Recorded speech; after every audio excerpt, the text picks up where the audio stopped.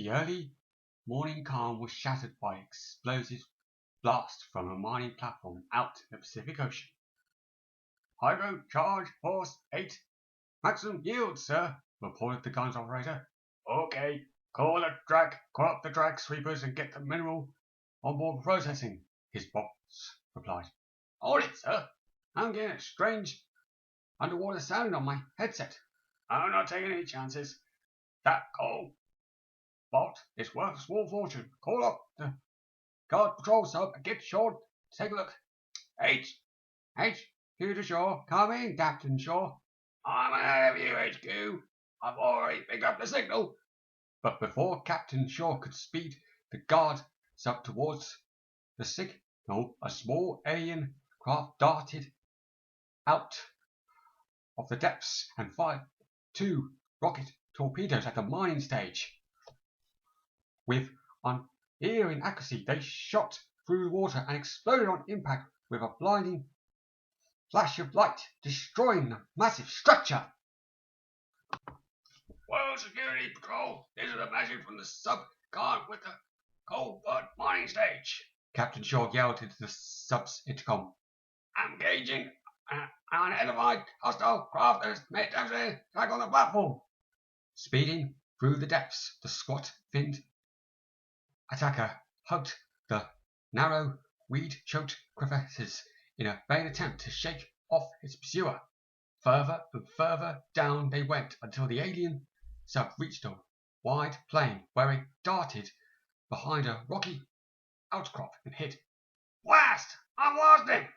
Grunted Captain Shaw as his sleek red craft shot out into the open, his quarry no longer in sight. But before his instruments could register anything, the enemy sub darted out and fired a torpedo.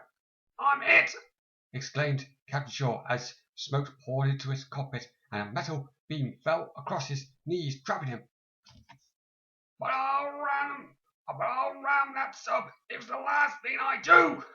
Struggling with the controls, Captain Shaw forced his crippled sub upwards. With a last-ditch effort, he careered to the side of the enemy craft. Then there was another blinding flash. Alana! Shouted Commander Shaw as he woke, covered in sweat. Father, what's wrong? Asked Atlanta as she rushed into the bedroom. I guess I had a nightmare, replied her father, turning on his bedside light. The submarine wreck, the same old recurring dream.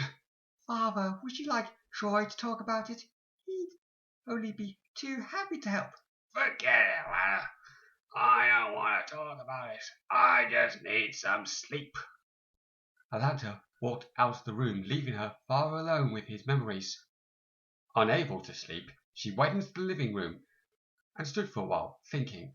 Then she reached for the vid phone. 5 minutes later, Troy was at Commander Shaw's bedside. Can a guy have a private nightmare without everyone running into his bedroom? But the commander. Maybe just talking about this dream will help, sir, said Troy. Alana's filled me in some of the story, said Troy, sitting down. How you were crippled in that submarine disaster, and about the mysterious underwater craft that attacked the coal-bud mining stage. That was 5 years ago. I thought I'd shaken off the dreams, but now they're back. I saw on the news that they completed a new platform, said Atlanta. Say, smiled Troy, that could be it. The new platform has sparked off the dreams. You should tell Troy the rest of the story, Father. What happened after the explosion? I suppose you're right, Atlanta, sighed the commander, lying back. It was like this. When I came round, I was lying in a life raft in the middle of the ocean. I tried to figure out how I got there. Then I saw a strange man at the other end of the raft, rowing. He had a kind face, and I called him the ghost of the sea. Well, I passed out again, went on Shaw, and when I came round it was night, and I could make out a coastline. The man gave me a sort of half smile and waved. I looked away for a moment, and when I looked back, he disappeared. I drifted to shore, said the commander. And I'm an Ecuador, and that's about it. Maybe this guy was the other pilot, suggested Troy. Why should he try and kill me and then save my life? Shaw pondered. And you know, it's a funny thing, but that new mining stage starts blasting for coal. What's today for the first time in 5 years? So, if the other pilot of that other sub did survive, that means he could strike again. But this time Stingray will be waiting, smiled the commander. We'll get started right away. Soon, the alert was sounding all over Marineville, its distinctive drum beat echoing with the dawn. In the control room, Atlanta checked her instruments while on board Stingray, Captain Troy Tempest gave the order to launch. Okay, Commander. Marina, hold tight. Phones, let's go. Proceed to mining stage, said Atlanta over the intercom. Position southwest 1300, reference 8. And good luck with the ghost hunting.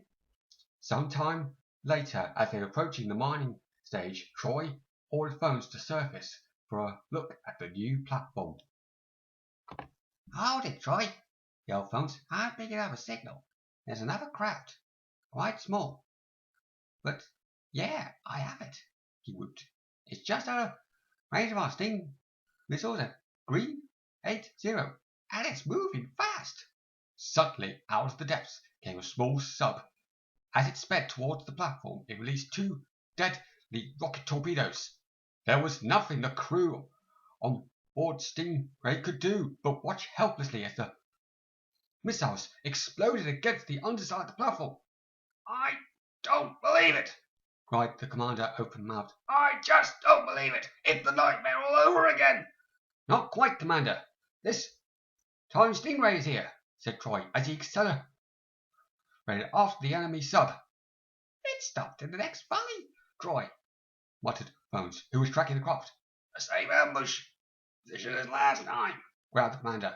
Prepare Sting missiles, said Troy, as they entered the valley. Fire! He ordered as soon as he saw the other sub. Sting 1 sped across the ocean and exploded right next to the alien sub, which quickly retreated. As they left the valley, Troy saw that their prey had turned to face them. Without hesitating, he ordered Phones to fire a second Sting missile. This time it hit its mark, blasting the side off the alien sub. We got it! Shouted Troy. He saw the damaged sub disappear into a small, dark entrance at the base of the cliff. Take her down, Phones. Let's have a look. Gliding towards the cave mouth, Troy soon realized that Stingray was too big a craft to get in. I'll have to follow in my diver gear. Phones, drop Stingray onto the ocean floor. You better take Marina, Troy, said Commander Shaw. This part of the ocean is littered with giant crawling clams. Get your leg trapped in one of those, and you're as good as dead. Marina will be able to steer you clear of them. As they swam, Troy, armed with his harpoon gun, kept his eyes peeled for any danger. But the only thing they saw was the alien sub, illuminated by an eerie blue light at the end of the tunnel. Swimming up to the damaged sub, Troy spotted an access port on its underside. Signaling to Marina to follow him, he hauled himself inside. A one-man craft, and it looks like the bird has flown, said Troy as they surveyed the interior. Suddenly, one of the control panels burst into flames, billowing thick black smoke into the cabin. Get out of here fast, Marina! ordered Troy, pushing her towards the escape hatch.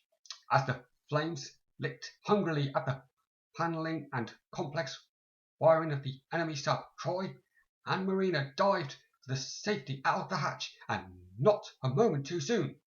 As they swam for their lives, the sub detonated into a ball of flame, sending the two of them hurtling out of the cave mouth. The crewman escaped, explained Troy once they were back aboard Stingray. There must be another exit to that cave. Okay, said the commander, turning to Phones. Get ready to search the area. We won't be able to pick up a man on the sound scanner. Phones looked out of the cockpit window. We're going to have to use our eyes. As Troy took Stingray round the outcrop of the rock, everyone kept watch. Look, there he is, and he's trapped in one of those clams. You'll have to destroy the clam's constrictor muscle to release the grip and get him free, said the commander. Look at his face. It's the guy who rescued me. I told you we'd solve this, grinned Troy. Now, Phones, take us in as close as you get. Once more in his diving gear and carrying his harpoon gun, Troy began the dangerous journey through the giant clam beds. As he swam carefully through them, they snapped their incredible, powerful shells at him, but his luck held. Finally, Troy reached the old man, who was trapped up to his waist in a particularly huge clam. His legs are dangerously close to the constrictor muscle, Troy thought to himself as he assessed the situation. This has to be a good aim, or I'll kill him. Raising his harpoon gun and holding his breath to steady his arm, Troy fired at the shell. The needle-sharp harpoon buried itself in the clam and it slowly opened, letting its captive drift free. As Troy watched him swim away, the old man lifted one hand in greeting, and Troy returned the salute. He's letting the pilot go, reported Phones. He's what? What's the matter with that guy? Roared the commander. Has he gone crazy? Captain Troy Tempest, Shaw yelled into his microphone as he zoomed across the deck of his autoshed. Return to the ship immediately, and I want an explanation, and it had to be better. It had better be good. And you call that an explanation? Commander Shaw yelled at Troy as he stood to attention in front of him. The fact that he saved my life shouldn't have stopped you doing your duty. You should have taken him prisoner. The decision I made was for you, explained Troy. If I was wrong, I'd take full responsibility. The commander thought it over for a moment. Off the record, Troy. What our decision could any man have made. Thank you, sir, smiled Troy, relieved. I figure this guy won't give us any more trouble. Treat people right and it usually pays off. Troy! Shouted Phones excitedly. I'm picking up another signal. Green 90. He's heading for another sub. What you were saying about treating people right, Scout Commander. You give a guy a break and see what happens. Bursting missiles as soon as the craft's in range. Ordered Troy. Hold it, said the commander as the alien sub came to view. They're signaling in international code. They're regretting attacking the mining vessels and want to establish friendly relations with us. Well, Troy, looks like we made the right decision after all. Yeah, grinned Troy. Yes, we did. The end.